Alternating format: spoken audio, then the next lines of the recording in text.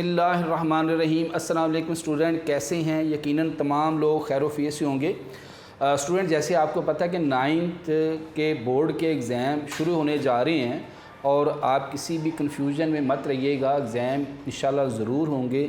अपनी student full fledge preparation जो है वो जारी और सारी रखें।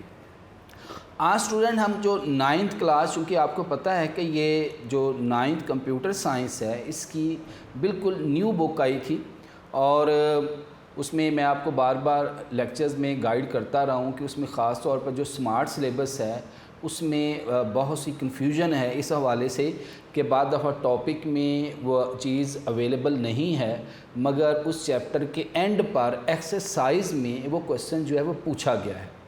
लिहाजा बेटा इसको इंश्योर कीजिएगा कि आप जब भी प्रिपरेशन करें तो आपने जो टॉपिक तो आप याद करते ही हैं, जब आप उस चैप्टर की एक्सरसाइज पे आएँ तो एक्सरसाइज में जो गिवन क्वेश्चंस हैं उसके आंसर्स को भी आपने अच्छी तरह जो है वो देख लेना, ठीक है। तो ये बार बार मैं आपको बताता रहा हूँ। बाद दफ़ा हम जब आपके आरटीज़ जो है रिवीजन टेस्ट बना रहे थे तो बाद दफ़ा इस तरह के मसाइल ज़रूर आए हैं कि सर वो तो ये टॉपिक में नहीं है, मगर फिर हमें बताना पड़ता था कि बेटा ये जो क्वेश्चन मैंने दिया ये एक्सरसाइज में स्मार्ट सिलेबस में शामिल है मगर टॉपिक में उसने नहीं दिया। तो इसको बेटा ज़रूर ज़हन में रखना है और अच्छी प्रिपरेशन कीजिएगा, चूँकि ये नई बुक थी और नई बुक के हवाले से देखें अगर कोई बुक पुरानी है तो उसके हमें 5, 6, 7 मॉडल पेपर मिल जाते हैं, पास पेपर मिल जाते हैं।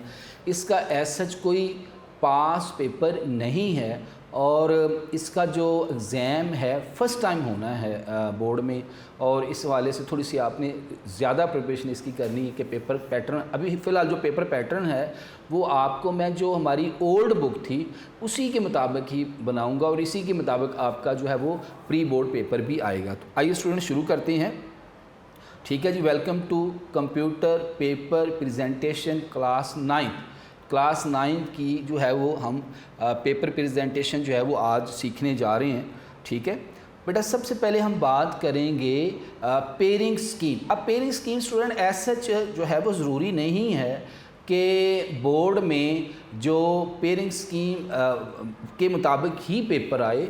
आज आपको भी यकीनन थोड़ा सा अंदाज़ा होगा कि बाद वो पेयरिंग स्कीम से हट के भी पेपर दे देता है, ठीक है।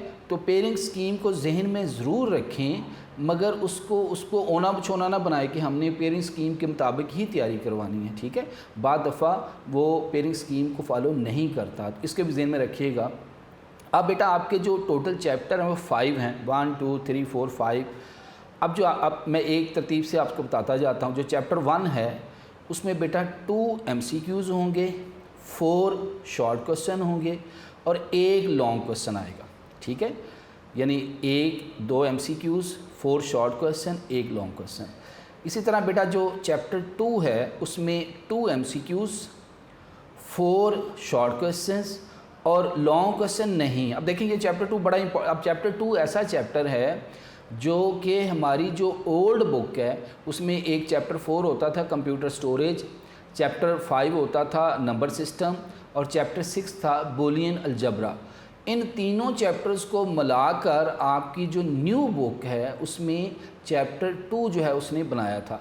तो वैसे बहुत इंपॉर्टेंट है, वेरी वेरी इंपॉर्टेंट। यानी मेरा ज़ाती तौर पे ख्याल है कि इसमें उसको लॉन्ग क्वेश्चन देना चाहिए, मगर जो हमें पेयरिंग स्कीम प्रोवाइड की गई है उसके मुताबिक जो है इसमें लॉन्ग क्वेश्चन नहीं है। मगर इससे ये मुराद नहीं है कि लॉन्ग क्वेश्चन नहीं आएगा, लॉन्ग क्वेश्चन बेटा आ सकता है। अब इसमें बड़े इंपॉर्टेंट टॉपिक हैं जो आगे चल के हम बात करेंगे जब मैं टॉपिक के बारे में डिस्कस करूँगा।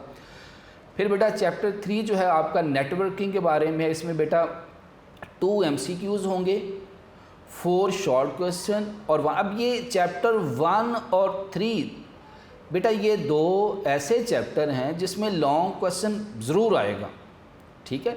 और वैसे भी आपको पता है कि आपने 3 लॉन्ग क्वेश्चंस गिवन होते हैं, उसमें से आपने कोई से जो है वो 2 क्वेश्चन करने होते हैं।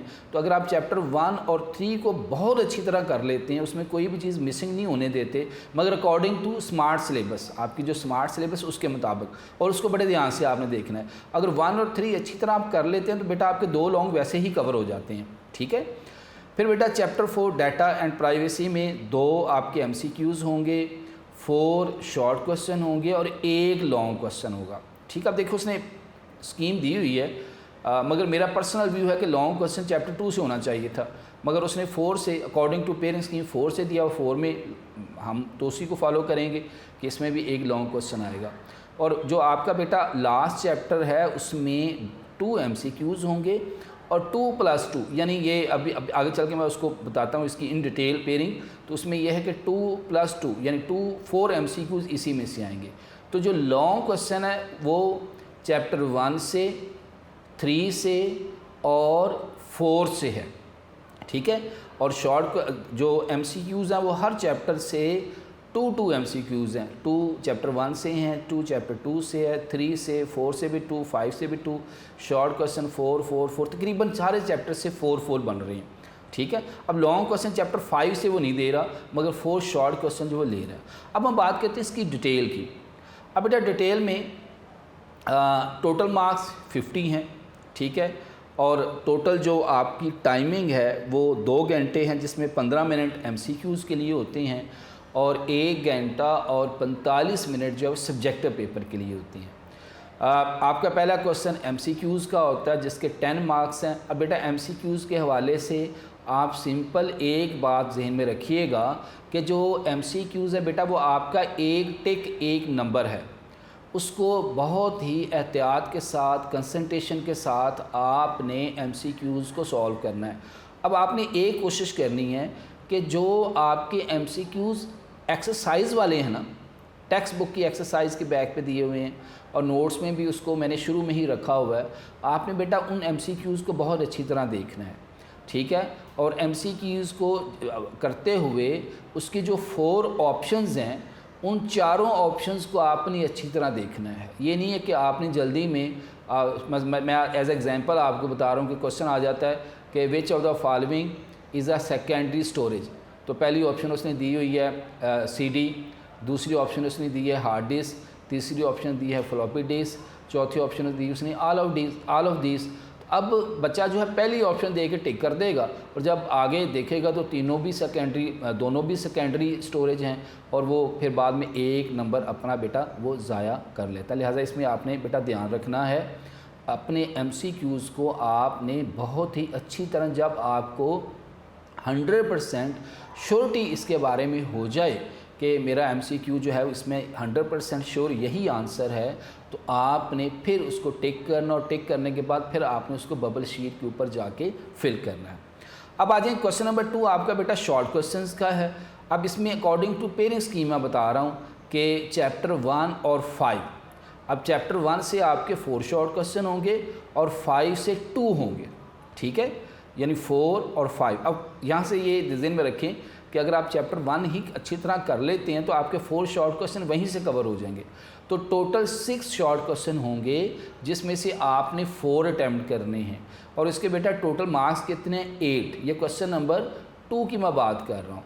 फिर बेटा अगला क्वेश्चन है क्वेश्चन नंबर 3, ये भी बेटा आपका शॉर्ट क्वेश्चंस का है।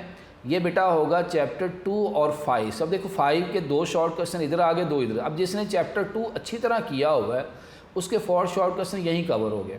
ठीक है, तो जो चैप्टर 5 है उसके 2 शॉर्ट क्वेश्चन चैप्टर 1 के साथ उसने लगाए हुए हैं और बेटा 2 शॉर्ट क्वेश्चन उसने चैप्टर 2 के साथ अटैच किए हुए हैं। ठीक है, तो यानी इट्स मीन दैट कि अगर आप यहाँ पे चैप्टर 5 स्किप कर रहे हैं, मगर स्किप करना नहीं है क्योंकि मैंने अभी बताया है कि पेयरिंग स्कीम 100% इसी को ओबे नहीं करता, बाद दफ़ा वो आगे पीछे कर लेता है। ठीक है, तो 5 का जो उसने 2 शॉर्ट क्वेश्चन उसने चैप्टर 2 के साथ अटैच, चैप्टर 1 के साथ अटैच किए और 2 शॉर्ट क्वेश्चन उसने चैप्टर 2 के, ये भी टोटल 6 होंगे।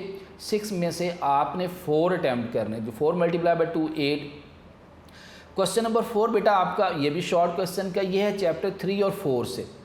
अब इसमें भी टोटल जो हैं वो 4 होंगे और उसमें से आपने जो है वो 6 में से 4 अटैम्प्ट करने और इसके भी 8 नंबर हैं। ठीक है, तो अब देखें यहाँ पे चैप्टर 1 2 3 मेरे ख्याल में जो बच्चा बहुत अच्छी तरह पहले 3 चैप्टर कर लेता है तो उसका, मगर इसमें कोई चीज़ स्किप ना करे तो उसका बड़ी हद तक जो पेपर है वो कवर हो जाता है। पहले 3 चैप्टर अगर वो बहुत ही अच्छी तरह कर लेता है, एक्स्ट्रा ऑर्डिनरी कोई चीज़ स्किप नहीं करता। अब बेटा लॉन्ग क्वेश्चन आपका होगा क्वेश्चन नंबर 5 6 7 टोटल बेटा 3 लॉन्ग क्वेश्चन दिए होंगे और 3 में से बेटा आपने 2 अटैम्प्ट करने हैं। हर लॉन्ग क्वेश्चन के जो है वो 8 मार्क्स हैं, तो ये बेटा टोटल कितने होंगे 16, यानी 24 मार्क्स के आपके बेटा शॉर्ट क्वेश्चन होंगे, 8 8 8, 16 मार्क्स के आपके लॉन्ग क्वेश्चन होंगे, ये टोटल कितने होंगे 40, और बेटा 10 मार्क्स के आपके MCQs होंगे। इस तरह ये टोटल मार्क्स जो है वो 50 जो है वो जो है हमारे पास होते हैं, और ये सारे पेपर में जो आपके पास टाइमिंग है वो 2 घंटे की है। ठीक है जी। अब हम बात करते हैं टाइम मैनेजमेंट। अब टाइम मैनेजमेंट स्टूडेंट बहुत बड़ा इशू है।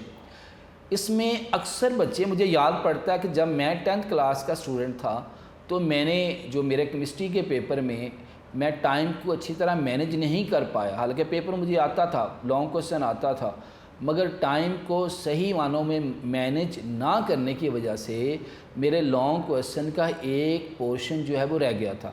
तो बेटा इसको आपने बहुत अच्छे, देखें पेपर प्रेजेंटेशन अच्छी ना होना कोई बात नहीं, राइटिंग अच्छी नहीं हुई कोई बात नहीं, क्वेश्चन का एक पेपर आपको आता है, लॉन्ग क्वेश्चन आता है, शॉर्ट क्वेश्चन आता है, MCQs आता है, मगर अब MCQs में ध्यान में रखें, बाद बच्चे MCQs मिस कर देते हैं। नहीं, कोई चीज़ छोड़नी नहीं है, टाइम को ज़हन में रखें, घड़ी अपनी साथ लेके जाएं, किसी दूसरे से टाइम पूछने ना बैठेंगे, किसी और से पूछेंगे टाइम क्या हो गया।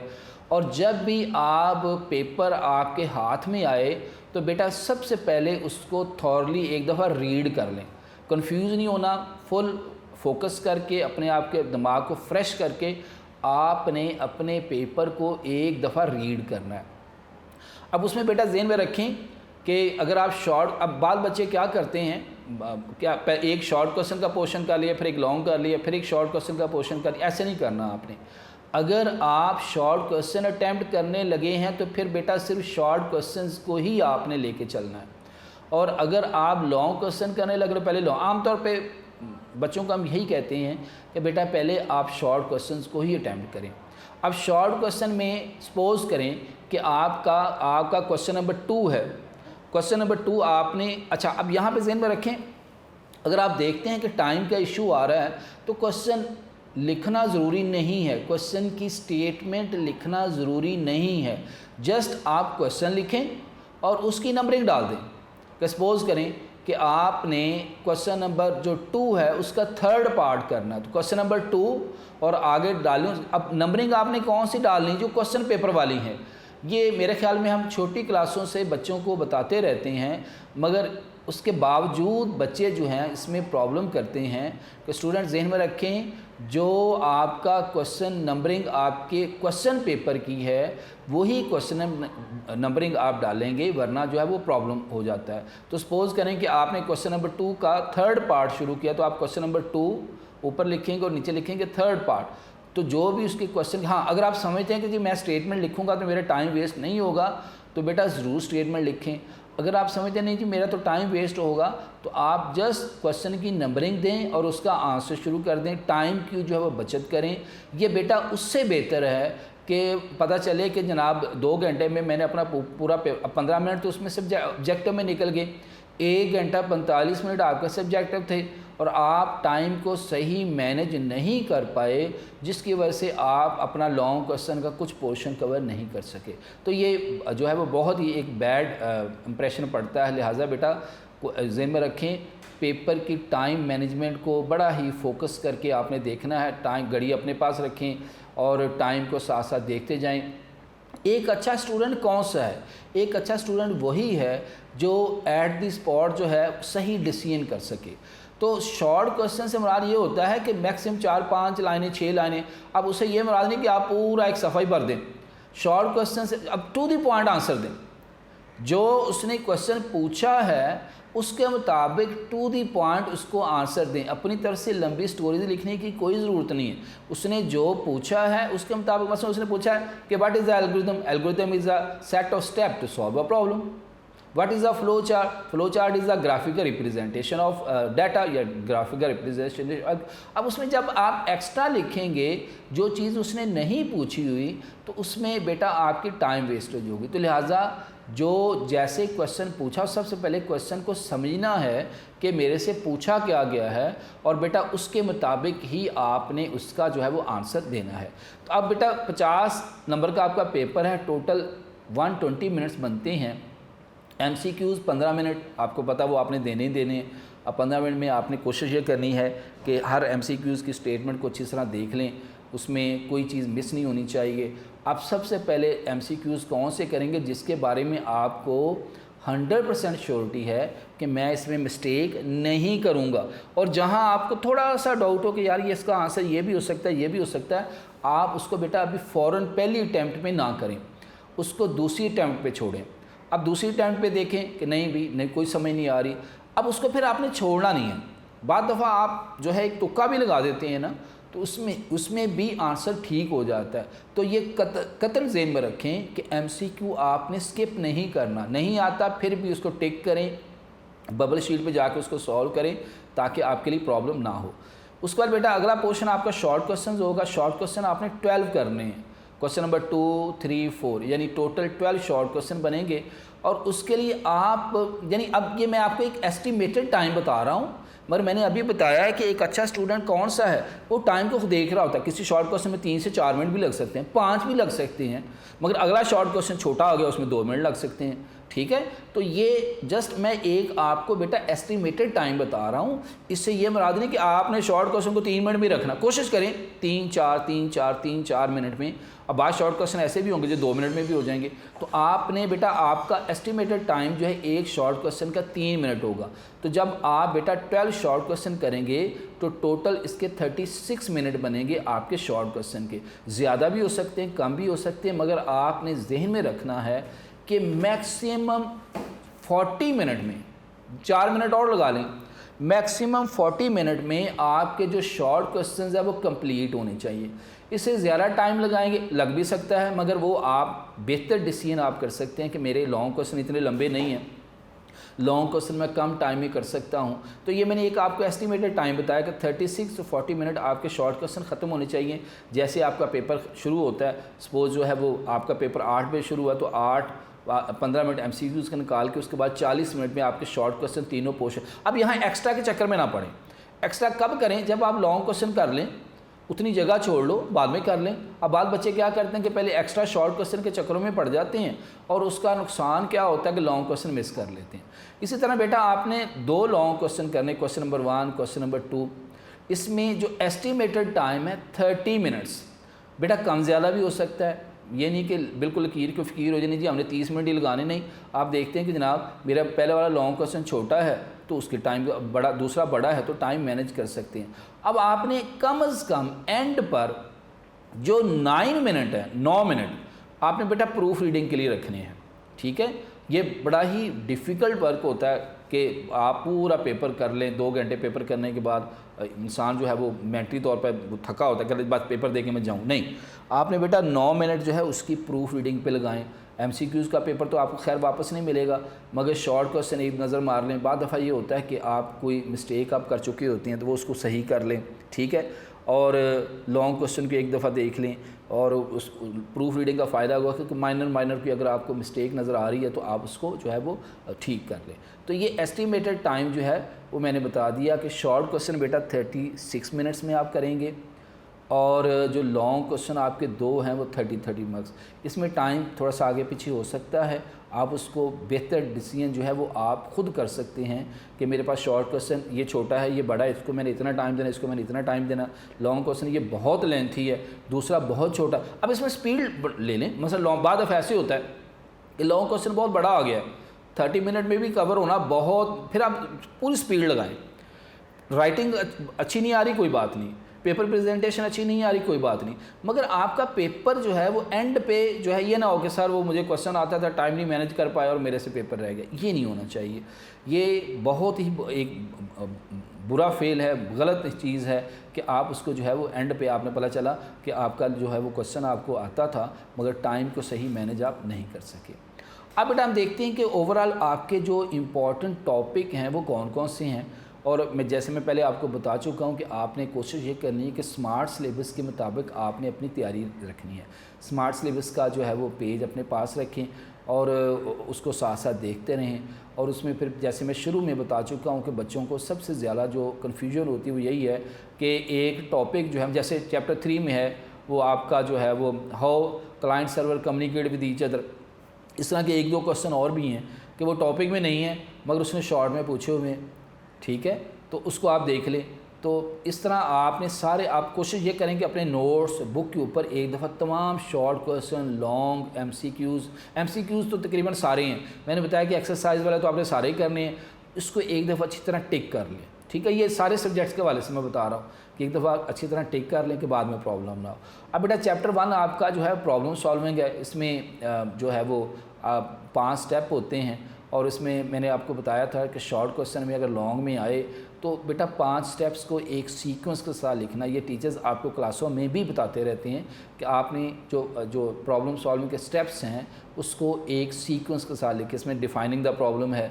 अब डिफाइनिंग द प्रॉब्लम में एक हम वेल डिफाइंड प्रॉब्लम किसको कहते हैं, जिसमें कोई एम्बिग्यूटी ना हो, उसकी कंडीशन क्लियर हो, गोल क्लियर हो, ठीक है।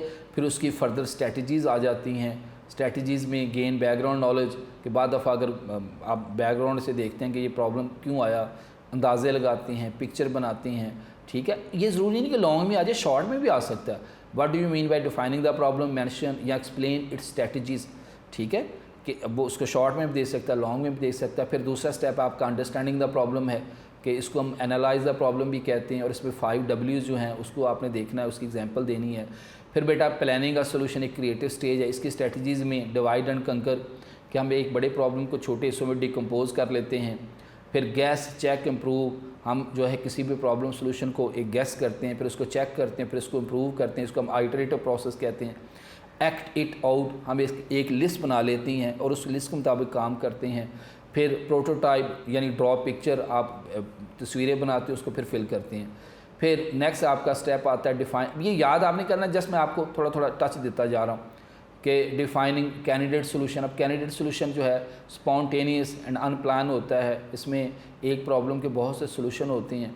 जब एक प्रॉब्लम के बहुत से सोल्यूशन होते हैं तो सिलेक्टिंग द बेस्ट सोल्यूशन, तो आप उसमें जो है वो बेहतरीन सोल्यूशन का इंतखाब करते हैं कि उसमें से बेहतरीन कौन सा है। तो ये दोबारा फिर बताता चलूँ बेटा, ये भी पूछ सकता है बोर्ड में, पहला ही क्वेश्चन है चूँकि, तो हो सकता है पहला क्वेश्चन ही पूछ ले कि प्रॉब्लम सॉल्विंग के पाँचों स्टेप पूछ ले, या उसमें से एक स्टेप पूछ ले कि डिफाइनिंग द प्रॉब्लम क्या होता है उसकी स्ट्रेटजीज़ लिखें। फिर प्लानिंग का सोल्यूशन क्या है उसकी स्ट्रेटजीज़ लिखें। एनालाइज या अंडरस्टैंडिंग द प्रॉब्लम क्या होता है उसको एक्सप्लेन करें विद 5 W's। तो ये लॉन्ग क्वेश्चन यहाँ से भी बन सकता है। फिर फ़्लो चार्ट एल्गोरिदम, अब ज़हन में रखें बेटा, क्लासों में हम बताते रहे हैं कि फ़्लो चार्ट एल्गोरिदम, उसमें स्मार्ट सिलेबस में उसने कुछ एग्जांपल जो है ना फ़्लो चार्ट एल्गोरिदम की, वो उसने स्किप की हुई हैं। आपने भी बेटा अपने नोट्स पे, बुक पे उनकी जो एग्जांपल्स हैं उसको जो स्किप की हुई हैं उसको क्रॉस कर लें, जो आपके स्मार्ट सिलेबस में शामिल है उसको ऐड करें। और इसमें अगर फ़्लो चार्ट एल्गोरिदम की डेफिनेशन आप देखें, अगर एग्जांपल पूछेगा तो ज़्यादा चांसेस यही होते हैं कि जो आपके जो है ना इक्वेशन टाइप या फार्मूला टाइप यानी सिंपल फ़्लो चार्ट एल्गोरिदम, जिसमें जो है वो एक्सेलरेशन फाइंड करना, जिसमें फोर्स डिवाइडेड बाय मास या फ़ारेनहाइट को सेंटीग्रेड या सेंटीग्रेड को फ़ारेनहाइट में चेंज करना, 5 नंबर्स को सम करना, यानी छोटे वाले जो फ़्लो चार्ट एल्गोरिदम आपके हैं उसको ज़्यादा अगर एज एग्जांपल पूछता है तो ज़्यादा छोटे वाले फ़्लो चार्ट एल्गोरिदम जो है वो पूछेगा। फिर बेटा चैप्टर 2 में नंबर सिस्टम और उसकी टाइप्स, नंबर सिस्टम में उसकी डेफिनेशन, और ये चूँकि मैंने बताया था कि ये वाला चैप्टर जो ना आपकी जो ओल्ड बुक है उसके मुताबिक, और ये बड़ी ही important definition, number system, decimal number system जिसकी बेस 10 होती है, बाइनरी नंबर सिस्टम जिसकी बेस 2 होती है, हेक्साडेसिमल नंबर सिस्टम जिसकी बेस 16 होती है, फिर उसकी कन्वर्जन। अब कन्वर्जन में स्टूडेंट ज़रा देखिएगा, binary to decimal, decimal to binary, ये स्मार्ट सिलेबस में है। Decimal to hexa, hexa to decimal, ये स्मार्ट सिलेबस के टॉपिक में नहीं है, मगर उसने, अगर हम एक्सरसाइज का क्वेश्चन देखते हैं वहाँ उसने दिया हुआ, मेरी बात मेरे ख्याल पिक कर रहे होंगे आप, तो बताने का मकसद ये है कि बाद चीज़ें उसने टॉपिक में क्रॉस करवाई हुई हैं स्मार्ट सिलेबस में, मगर वही क्वेश्चन उसने एक्सरसाइज में पूछा हुआ है। जैसे decimal to hexa, hexa to decimal, अब बच्चे कहते हैं सर ये तो टॉपिक में उसने छुड़वाया हुआ है, मगर वही क्वेश्चन बेटा पहला ही शॉर्ट क्वेश्चन है चैप्टर 2 का एक्सरसाइज का, उसमें उसने पूछा हुआ है। तो कन्वर्जन को डेसिमल टू बाइनरी सारी देख लीजिएगा, एहतियात अच्छी है। Binary to decimal, decimal to binary, decimal to hexa, hexa to decimal, फिर binary to hexa, hexa to binary, ये सारी कन्वर्जन यकीनन आप लोगों ने क्लासेस में देखी हुई, और ये कन्वर्जन भी बाद दफ़ा एज अ लॉन्ग क्वेश्चन पूछ लेता है। फिर नेक्स्ट आपका बेटा आ जाता है कंप्यूटर मेमोरी। कंप्यूटर मेमोरी में इसकी दो टाइप्स होती हैं, volatile memory, non volatile memory. ठीक है, इसको आपने बेटा बहुत अच्छी तरह देखना है। वोलाटाइल मेमोरी क्या होती है, नॉन वोलाटाइल मेमोरी क्या होती है, फिर कंप्यूटर मेमोरी और स्टोरेज में क्या फ़र्क है, इंटरनल स्टोरेज, एक्सटर्नल स्टोरेज, ये वो टॉपिक हैं जो बहुत इम्पॉर्टेंट है। ठीक है, जो आपका पहला चैप्टर, तीसरा, चौथा और पाँचवा है, ये पुरानी बुक का नहीं है, मगर जो आपका चैप्टर 2 है, ये मोस्टली चीज़ें जो आपकी ओल्ड 9th की बुक थी, उसमें उसने 3 चैप्टर्स को कंबाइन करके बेटा एक चैप्टर बनाया हुआ, तो इसको आपने अच्छी तरह देखना है। फिर बेटा नेक्स्ट होगा measurement of size of computer memory. Computer memory में आपकी इसमें bit, byte, kilobyte, gigabyte, terabyte, यहाँ से एक MCQs भी बन जाता है, बाद दफ़ा पूछ लेता है कि एक बाइट में कितनी बिट्स होती हैं, वन बिट से क्या मुराद है, 01, तो डेफिनेशन भी पूछ सकता है, और एक बाइट को हम एक करैक्टर भी कहते हैं। ठीक है, तो ये आपकी जो size of computer memory, bit, byte, kilobyte, gigabyte, terabyte, इसको भी अच्छा देख लीजिएगा। फिर आपके बेटा लॉजिकल ऑपरेटर हैं, एंड, आर, नॉट, ये भी आपके चैप्टर 2 में है, इंपॉर्टेंट क्वेश्चन है। इसके ट्रुथ टेबल्स भी हैं, उसको भी आप अच्छी तरह देखिएगा कि एंड ऑपरेटर लॉजिकल मल्टीप्लिकेशन के लिए होता है और लॉजिकल एडिशन के लिए होता है, नॉट ऑपरेटर वैल्यू को रिवर्स करता है। ठीक है, तो ये इसमें जो बूलियन अलजेब्रिक लॉज हैं वो आपके सिलेबस में नहीं है। ठीक है, वही बात कि इसको ज़रा आपने अच्छी तरह देख लेना, जहाँ स्मार्ट सिलेबस में चीज़ स्किप है उसको आपने स्किप करना है। फिर बेटा चैप्टर 3 में कंप्यूटर नेटवर्किंग और need of computer networking, computer network की डेफिनेशन आपने करनी है। फिर उसमें उसकी नीड में हार्डवेयर शेयरिंग आ जाता है, एप्लीकेशन शेयरिंग आ जाता है, फाइल शेयरिंग आ जाता है। ठीक है, तो ये शॉर्ट में भी पूछ सकता है, लॉन्ग में भी पूछ सकता है। इसको आपने अच्छी तरह देखना है कि कहीं आपको इसमें जो है वो कन्फ्यूजन नहीं होनी चाहिए। और शॉर्ट क्वेश्चन, लॉन्ग क्वेश्चन, अब चैप्टर 3 में मैंने आपको बताया कि लॉन्ग क्वेश्चन आपका आना ही आना है। चैप्टर 1 और चैप्टर 3 बेटा ये 2 ऐसे चैप्टर हैं जहाँ से लॉन्ग क्वेश्चन जो है वो इंशाल्लाह ज़रूर बनेगा। नेक्स्ट आपके नेटवर्क प्रोटोकॉल्स है। प्रोटोकॉल्स आपको पता रूल्स होते हैं, जब दो कंप्यूटर इंटरनेट पे जो है आपस में कम्युनिकेट करते हैं तो रूल्स होते हैं, और इसमें TCP/IP लेयर्स हैं, 5 लेयर्स होती हैं, उसको आपने इसलिए देखना। ये लेयर वाला क्वेश्चन अमूमन स्टूडेंट को थोड़ा सा डिफ़िकल्ट लगता है, तो ये भी बोर्ड में आ सकता है, लेयर्स वाला क्वेश्चन। फिर बेटा आपकी IP एड्रेसिंग में उसकी जो है इम्पोर्टेंस क्या है, और इसमें उसकी 2 types, IP version 4, IP version 6, ये जो आपने इसको बेटा बहुत ही अच्छी तरह देखना है। ये भी लॉन्ग क्वेश्चन है, एक्सरसाइज का लॉन्ग क्वेश्चन है कि IP वर्जन 4 और IP वर्जन 6 इसमें डिफरेंस पूछा जा सकता है। अब इसमें देखें एक क्वेश्चन है इसमें स्टैटिक IP और डायनेमिक IP। अब देखें ये स्मार्ट सिलेबस में उसने टॉपिक में क्रॉस किया हुआ है मगर शॉर्ट में पूछा हुआ है। इसी तरह सिंगल पॉइंट कनेक्शन और मल्टी पॉइंट कनेक्शन, ये उसने टॉपिक में पूछा हुआ मगर शॉर्ट क्वेश्चन में ऐड किया हुआ। इसको आपने अच्छी तरह देखना है क्योंकि जो टॉपिक है मिसिंग है, एक्सरसाइज में पूछा हुआ है, उसको आप देख लीजिएगा। अब क्लाइंट सर्वर, ये टॉपिक में उसने जो स्किप किया हुआ मगर जो आपका शॉर्ट क्वेश्चन एक्सरसाइज का वहाँ उसने पूछा हुआ है कि हाउ क्लाइंट और server communicate with each other. इसको भी आपने देखना है, इंपॉर्टेंट क्वेश्चन है। डाटा कम्युनिकेशन और उसके फिर बेटा कंपोनेंट्स आ जाते हैं आगे, सेंडर, रिसीवर, प्रोटोकॉल्स, ठीक है। फिर उसमें ट्रांसमिशन मीडियम, ये इंपॉर्टेंट क्वेश्चन है, वेरी वेरी इंपॉर्टेंट। जैसे मैंने बताया कि चैप्टर 3 को आपने बिल्कुल जो है वो स्किप नहीं होने देना। चैप्टर 3 जो है उसमें से लॉन्ग क्वेश्चन जो है वो ज़रूर आएगा। फिर नेक्स्ट आपका राउटर आ जाता है, फिर राउटिंग प्रोसेस, राउटर प्रोसेसिंग में एक डायग्राम भी बनी हुई है, ठीक है। ये भी लॉन्ग क्वेश्चन के हवाले से इंपॉर्टेंट है। और जो MCQs हैं वो आपने ज़्यादा फोकस करना है कि आपके जो एक्सरसाइज के क्वेश्चन हैं उनको आपने बहुत अच्छी तरह देखना है। फिर आपका चैप्टर 4 है data privacy and issue related to the security.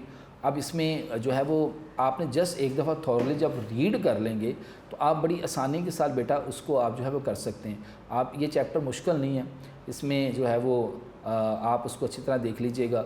इसमें कॉन्फिडेंशियलिटी एंड प्राइवेसी, जनरल सी चीज़ें हैं, फ्रॉड एंड मिसयूज़, पेटेंट, ठीक है।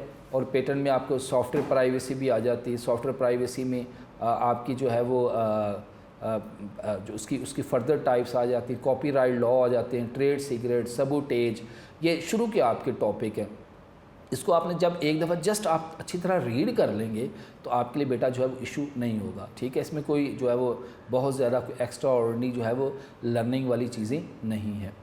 फिर इसी में एंड पे जो है वो आपका आ जाता है सब्स्टिट्यूशन मेथड, सीजर साइफर जो है उसमें लेफ़्ट साइड पे कैरेक्टर को मूव करना, राइट साइड पे मूव करना, इसकी एग्जांपल्स हैं।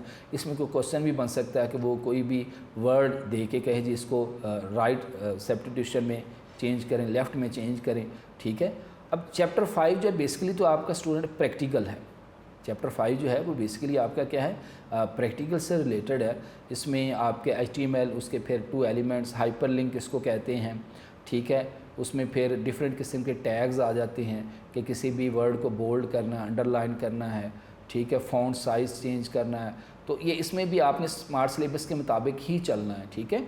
फ़ॉन्ट साइज़, फ़ॉन्ट कलर, फिर इसमें आपका जो है वो ऑर्डर। अच्छा अब देखो यहाँ पे ऑर्डर लिस्ट और अनऑर्डर लिस्ट टॉपिक में नहीं है, मगर शॉर्ट क्वेश्चन उसने पूछा हुआ है, शॉर्ट क्वेश्चन इसको आप देख लीजिएगा, ठीक है। हाइपर लिंक में सिर्फ उसने जो है वो लिंकिंग पूछी हुई है कि hyperlink with to another page या hyperlink within a page by using anchor tag. तो ये आपके जो ना बेसिक टॉपिक्स हैं जो मैंने कोशिश की है कि जो है वो इसको कवर किया जाए। तो इसको टॉपिक को आपने एक दफ़ा देख लेना। इंपॉर्टेंट टॉपिक मैंने बता दिया, चैप्टर 1 में आपको बता दिए, चैप्टर 2 में बता दिए। फिर आपका जो फ्लो चार्ट एल्गोरिथम कन्वर्जन आ जाती है, साइज़ ऑफ कंप्यूटर मेमोरी और उसके लॉजिकल ऑपरेटर आ जाते हैं, कंप्यूटर नेटवर्क उसकी जो आ जाता है। फिर IP एड्रेसिंग में वो रिलेट कर सकता है कि टेलीफोन कि जो हम सेल नंबर देते हैं और IP एड्रेस किस तरह आपस में कम्युनिकेट करता है, client server, data communication, routers, routing process, data privacy, ठीक है। तो ये सारी चीज़ें बेटा आपने इसको बहुत ही अच्छी तरह देखना। और मैं बार बार कह रहा हूँ कि स्मार्ट सिलेबस के हवाले से बी केयरफुल, ठीक है। उसमें आपको साथ साथ जो है देखना पड़ेगा, ठीक है। टाइम का ख़ास तौर पर ध्यान रखना है, टाइम को मैनेज रखना है। पेपर शुरू होने से कम से कम आधा घंटा पहले आप जो एग्ज़ामिनेशन हॉल में हों और फ्रेश होके जाना है। ये नहीं कि पूरी रात ही आपने स्टडी की और जब आप सुबह एग्ज़ामिनेशन हॉल में पहुंचे तो बिल्कुल नींद आ रही थी, दिमागी तौर पे आप सुस्त हुए थे। ऐसी कंडीशन ही होनी चाहिए। बी फ्रेश, एक्टिव होके जाना है। और मेहनत इंसान जब करता है तो अल्लाह की ज़ात उसका रिटर्न ज़रूर देती है। जो आप बेटा आप मेहनत करेंगे तो इंशाल्लाह अल्लाह की ज़ात आपको उसका रिटर्न ज़रूर देगी। तो ये था आज का आपका लेक्चर, जिसमें मैंने कोशिश की है कि आपको पेपर पैटर्न, फिर उसकी जो पेयरिंग है, वो सारी चीज़ें मैं आपको बता दूं। फिर भी कोई किसी किस्म का प्रॉब्लम हो, इशू हो, आप जो है अपने टीचर से भी रब्ता कायम कर सकते हैं, या जो मोस्टली स्टूडेंट्स के पास मेरा सेल नंबर भी है, ठीक है, जो अदारे की तरफ से मुझे दिया गया है, आप उस पर भी रब्ता कर सकते हैं किसी भी कन्फ्यूजन की सूरत में, ठीक है। तो ये था स्टूडेंट आज का आपका लेक्चर, जो पेपर पेयरिंग, पैटर्न और ओवरऑल पेपर आपने कैसे अटैम्प्ट करना उसके हवाले से था। तो इंशाल्लाह मैं उम्मीद करता हूँ कि आपने ये सारी बातें बहुत ध्यान से शुरू होंगी। थैंक्स स्टूडेंट, अल्लाह हाफ़िज़।